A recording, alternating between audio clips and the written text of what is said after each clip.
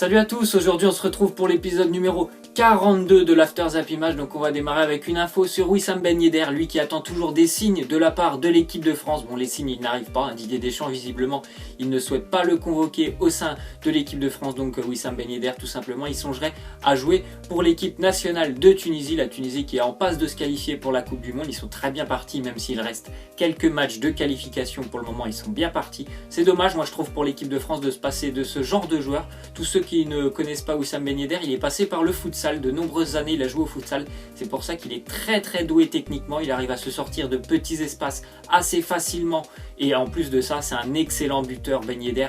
Sur les 5 dernières années il est passé par Toulouse et Séville, sa moyenne de buts elle est à peu près de 13 ou 14 buts par saison, malgré sa petite taille il est très efficace devant le but, donc c'est un peu dommage de s'en passer de la part de l'équipe de France et de ne jamais l'avoir même une fois convoqué pour voir ce qu'il allait donner sur le terrain de la part de Didier Deschamps. Ensuite, une déclaration de l'entraîneur de Tottenham, Mauricio Pochettino. Il nous dit: Serge Aurier, son comportement est fantastique, ses partenaires l'aiment, il est un très bon coéquipier. Alors ça, moi j'en doute pas du tout. Serge Aurier, c'est quelqu'un qui emmène beaucoup de bonne humeur, de la joie de vivre au sein d'un vestiaire. Le problème c'est un petit peu extra sportif pour lui, on sait ce qui s'était passé au Paris Saint-Germain avec l'affaire Laurent Blanc, c'est quoi là, des fois il a des petits dérapages et ça lui permet, ça lui occasionne de passer une très mauvaise saison. Voilà, depuis 2 ans c'était compliqué pour lui du côté du Paris Saint-Germain, mais après dans le vestiaire c'est quelqu'un de super. Maintenant il va falloir qu'il se concentre un peu plus sur le terrain du côté de Tottenham. Samedi lors de son premier match derby face à West Ham,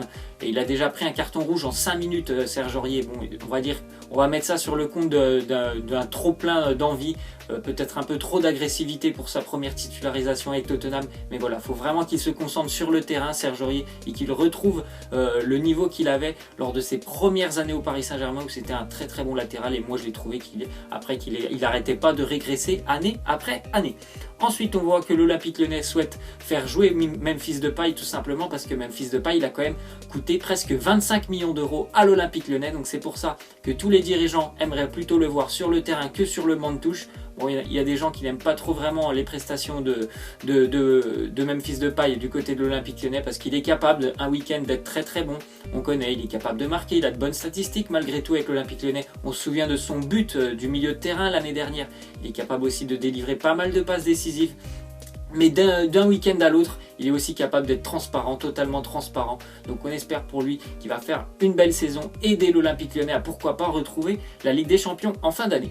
Ensuite, on voit les statistiques de Kevin De Bruyne avec Manchester City. C'est assez intéressant comme statistique. 67 matchs pour De Bruyne, 30 passes D et déjà 13 buts aussi pour lui, qui joue quand même milieu de terrain. Donc 13 buts pour un milieu de terrain, c'est pas mal. Bon, on va dire qu'à Manchester City, c'est un peu plus simple, parce que bon, il y a une attaque déjà qui est très intéressante et des milieux très efficaces. C'est quelqu'un aussi de très doué techniquement, Kevin De Bruyne. Il est capable vraiment de délivrer des caviars à Agüero ou Gabriel Jesus. Donc voilà, c'est vraiment une confirmation pour lui Manchester City, parce qu'il avait déjà été en Angleterre il y a 3 ans il me semble du côté de Chelsea, ça s'était très mal passé pour lui, et après voilà, la révélation c'était du côté de Wolfsburg. Il n'a pas cessé de progresser depuis qu'il est à Wolfsburg et depuis aussi qu'il est arrivé à Manchester City. Ensuite on voit une déclaration de Youri Tielemans, le milieu de l'AS Monaco. Il nous dit: Arsenal, je devais être lucide, regarder les milieux présents, je n'aurais pas eu beaucoup de chance d'être titulaire.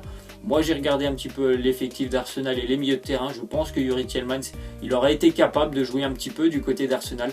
Moi je pense aussi qu'il a quand même fait le bon choix de rejoindre l'AS Monaco. Il va pouvoir beaucoup progresser avec Leonardo Jardim, avec une équipe qui a la Ligue des Champions à jouer et non l'Europa League comme Arsenal. Donc un bon choix pour lui, même si je pense qu'il aurait été aussi capable de jouer du côté d'Arsenal. Ensuite on voit une déclaration de Carlo Ancelotti à la veille du Paris Saint-Germain Bayern Munich demain. Il nous dit: le faux départ de Verratti, il voulait améliorer son contrat.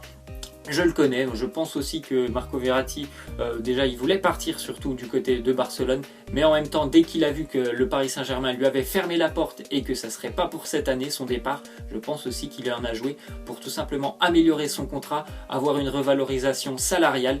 C'est normal, je pense qu'il a entendu les salaires de Neymar quand il allait arriver, il s'est dit pourquoi pas moi aussi avoir une petite revalorisation salariale.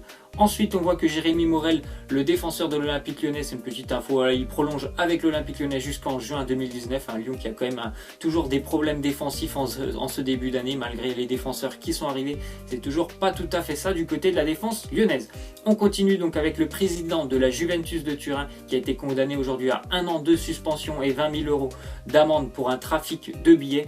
En fait, l'histoire, c'est que ce président, il vendait de nombreux billets à des ultras de la Juventus de Turin, et c'est dans le groupe de ces ultras de la Juventus, il y avait des membres de la mafia italienne qui revendaient les billets largement plus cher. Donc c'est pour ça, déjà, c'est totalement interdit ce genre de pratique. Donc voilà pourquoi la suspension du président de la Juventus. Ensuite, on continue avec Abou Diaby, une petite déclaration. Il nous dit: j'ai repris les entraînements, la préparation physique. L'idée est de rejouer, de retrouver un club au mercato hivernal. On connaît tous Abou Diaby. À Marseille, les 2 dernières années, c'est simplement 6 matchs joués, parce que Abou Diaby, c'est quelqu'un qui est blessé très régulièrement. C'est un petit peu un joueur à la Yohan Gourcuff. Malheureusement pour lui, il est très talentueux. Abou Diaby, lorsqu'il était à Arsenal, c'est quelqu'un super intéressant. Déjà physiquement, c'est un monstre, 1m90, un milieu défensif, très doué aussi techniquement avec le ballon. Mais le problème pour lui, voilà, c'est des blessures récurrentes. Il a déjà 31 ans maintenant. Ça fait quelques années qu'il ne joue presque plus du tout. Donc pour lui, on espère déjà que physiquement ça va aller. Il est très patient, franchement, il faut beaucoup de courage pour affronter toutes les épreuves qu'il a eues à Abou Diaby. J'espère pour lui qu'il va pouvoir rejouer. Il avait notamment des pistes en Turquie et aux États-Unis. On continue avec une déclaration de Grigor Skrikoviak qui nous dit: l'année dernière a été difficile pour moi, bien sûr au Paris Saint-Germain. Je n'ai pas beaucoup joué. Ici, je vais travailler dur pour jouer chaque semaine. Il a rejoint West Bromwich cet été. Grigor Skrikoviak, il fallait que le Paris Saint-Germain dégraisse un petit peu avec l'arrivée de Mbappé. Donc c'est un bon choix pour lui, parce que c'était complètement bloqué pour lui du côté du Paris Saint-Germain. À West Brom, il fait vraiment de bons matchs malgré tout. West Brom a quand même beaucoup de difficultés en ce début de saison. Je crois que ça fait déjà quelques matchs qu'ils n'ont plus gagné, l'équipe de West Bromwich Albion, mais il est bien installé au milieu de terrain à West Brom, notamment aux côtés de Gareth Barry. Ensuite, une petite déclaration de Lucas, il nous dit: je suis là pour aider, j'ai encore un avenir dans cette équipe, je vais travailler. Et puis, on ne sait jamais. Je trouve que c'est un petit peu contradictoire sa déclaration, parce qu'il nous dit: j'ai encore un avenir dans cette équipe, mais il nous dit aussi: on ne sait jamais. Donc pour lui, j'ai l'impression qu'il sait déjà qu'il ne va pas beaucoup jouer cette année. En même temps, c'est pas étonnant pour moi. Lucas, à chaque fois qu'il rentre, ses prestations, elles sont pas à la hauteur des attentes et de ce qu'on attend de lui. Il a quelques fulgurances, mais dans la régularité qu'il doit avoir lors d'un match en entier, je trouve que Lucas, c'est vraiment pas ça. J'aimerais vraiment qu'il quitte le Paris Saint-Germain, parce que c'est un joueur qui est talentueux, mais il faut une équipe qui lui corresponde un peu plus, et je le verrais bien du côté de l'Italie. Franchement, je ne sais pas s'il va arriver à aider le Paris Saint-Germain comme il le déclare Lucas. Ensuite, on voit une officialisation, c'est Gilles Siony, l'ex-joueur du Sporting Club de Bastia, qui continue son aventure avec le Sporting qui est relégué en National 3. Donc c'est l'équivalent de la CFA2, la 5e division. Et voilà, une belle preuve d'amour pour son club. Gilles Siony, il va rester avec le Sporting au moins jusqu'en 2020, alors qu'il aurait pu par exemple rejoindre la C Ajaccio, qui évolue toujours en Ligue 2. Ensuite, on voit une déclaration de Jérémy Mathieu. Il nous dit: si je fais un but contre le Barça, ça sera pour Bartomeu et Robert Fernandez. Donc Bartomeu, c'est le président du Barça, Robert Fernandez, c'est le directeur sportif du Barça. Il nous dit: la manière dont ils m'ont traité a été dure à vivre.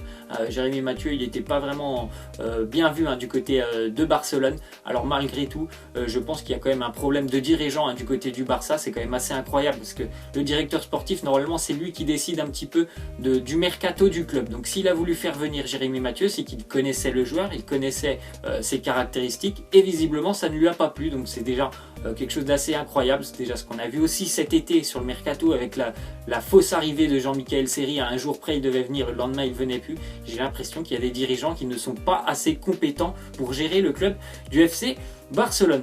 Ensuite, on voit que Kostas Mitroglou est déterminé à jouer avec la Grèce dans 2 semaines. Lors des matchs de qualification, il y aura 2 matchs avec la Grèce, et il veut jouer alors qu'il est toujours blessé du côté de l'Olympique de Marseille. Je ne sais pas si ça va bien passer pour Marseille, parce qu'un joueur blessé qui souhaite jouer avec sa sélection, ça peut provoquer encore une fois une nouvelle blessure. Donc je ne sais pas si ça va bien se passer pour Marseille, cette déclaration.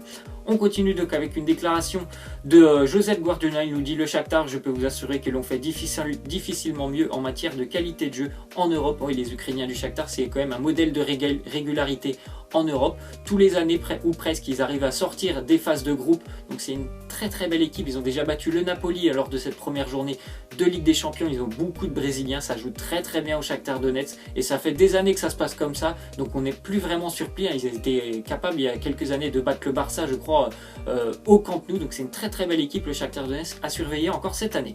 On continue donc avec Neymar. Neymar, il était blessé contre Montpellier samedi et sa blessure, elle proviendrait d'un choc avec Hatem Ben Arfa lors de l'entraînement de vendredi matin. Bon, ça n'a pas empêché les deux joueurs de s'amuser dimanche pour l'anniversaire de Thiago Silva. Donc voilà, on sait maintenant que la blessure de Neymar au gros orteil, il me semble, elle proviendrait d'un petit tacle d'Hatem Ben Arfa. On va terminer donc avec, pour vous, qui sera le meilleur entraîneur de l'année passée. Bon, ça sera Ligue des Champions et Championnat compris. Donc vous avez Zidane, l'entraîneur du Real, Allegri, l'entraîneur de la Juventus, et Antonio Conte, l'entraîneur de Chelsea. Je pense que tout le monde va dire Zidane, et c'est vrai, il mérite aussi ce titre. Mais moi, j'ai plutôt privilégié la continuité avec Max Allegri qui arrive encore une fois à emmener la Juventus en finale. Bon, il est tombé face au Real Madrid, c'était très compliqué pour lui, mais vraiment un beau boulot de la part de Max Allegri, et aussi pour Antonio Conte, sa première année avec Chelsea, c'était assez impressionnant. Mais pour moi, ce sera plutôt Max Allegri. Voilà, c'est la fin de cet After Zap Image, j'espère que ça vous aura plu. N'hésitez pas à me lâcher des likes, à vous abonner. Moi, je vous laisse et je vous dis à la prochaine. Ciao.